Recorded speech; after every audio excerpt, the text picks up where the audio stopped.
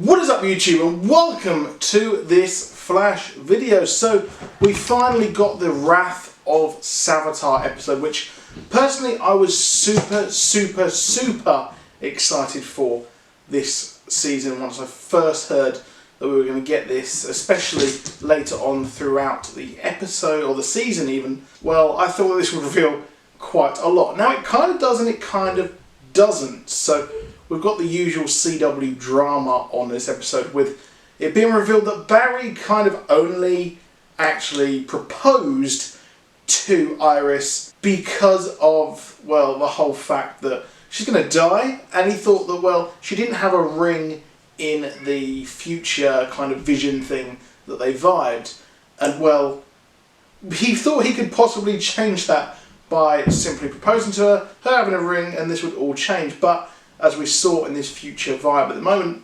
things just haven't actually changed. We've had quite a lot of change in the future.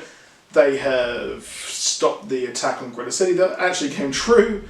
They stopped the whole thing with the Plunderer, but it doesn't seem like this is changing whatsoever. And what's cool about these visions that we saw was the fact that Vibe's powers, or Cisco, his powers are getting stronger by the day, and so he's getting stronger with the vibing, all this kind of business. So with the prophecy intact, now the actual engagement, I guess, was just a huge thing at the time, but I guess they're not going to do this for a bit. They're going to hold off on the marriage part just for maybe a season, just because the fact that he didn't actually ask Joe for permission. And I kind of think that that's something that Barry would not ignore whatsoever. So the prophecy has also moved forward this episode.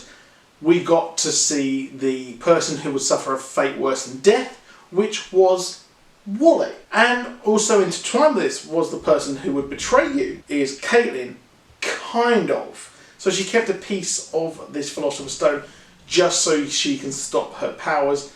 But then this whole thing led to Wally being sucked into the Speed Force in a really cool scene, which is very reminiscent of the Crisis on Infinite Earths panel, where we see Barry be disintegrated, and it's reversed this time with Wally being the one being disintegrated, and it seems like Savitar just wanted to replace him with a speedster. So he's trapped in the Speed Force, which is what the team have learnt this time, and they have wanted to, or Savitar has wanted to, swap his jail time with Wally. So Wally is now suffering the fate worse than death, which is an interesting way. I kind of thought it would be Caitlin who would turn evil, and this would be the fate worse than death, but she's actually the traitor, which kind of fits in well. I thought she could also be Killer Frost and betray the team, but that's not how it's worked out, weirdly enough. So it's a very interesting way that this has worked out, and it definitely looks like Savitar is obviously trapped in the Speed Force and can only come out for a certain time if he's doing certain things. And these were the visions that Wally was seeing, and he's pretty much used him completely to get this stone to get him out of the Speed Force. And it's interesting the way the language is used when he says, "I'm the future Flash," but then Jay Garrick has also said that he was the first one to be granted speed. So it's a very weird thing here with what is going on. So is he the future Flash?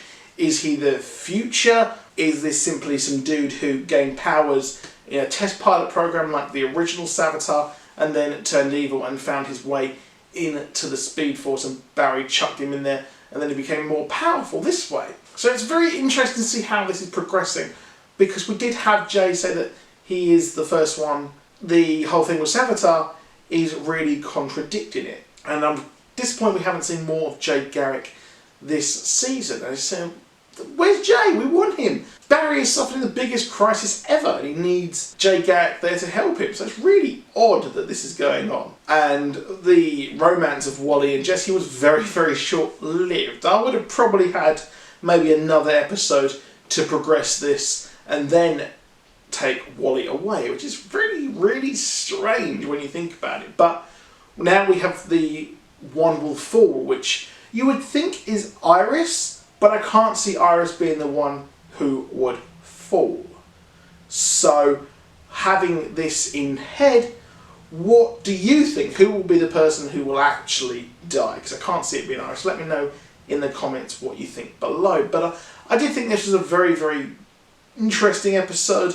It was very heavy on the things happening, and we've also had very heavy on the romance as well. So I'm interested to see where Savitar is going, because we know he is trapped in the Speed Force and has pretty much got out at the moment due to his acolytes. So those people who were actually raided with Julian, we've got that, and those people are still worshipping him, and this is where a lot of his powers are possibly coming from. So there's a lot of things they can do here with the Speed Force. We've got a lot of cool things happening, and I can kind of see it being that Wally will sort of return from the Speed Force and disintegrate Savitar just like he did in the Rebirth comics.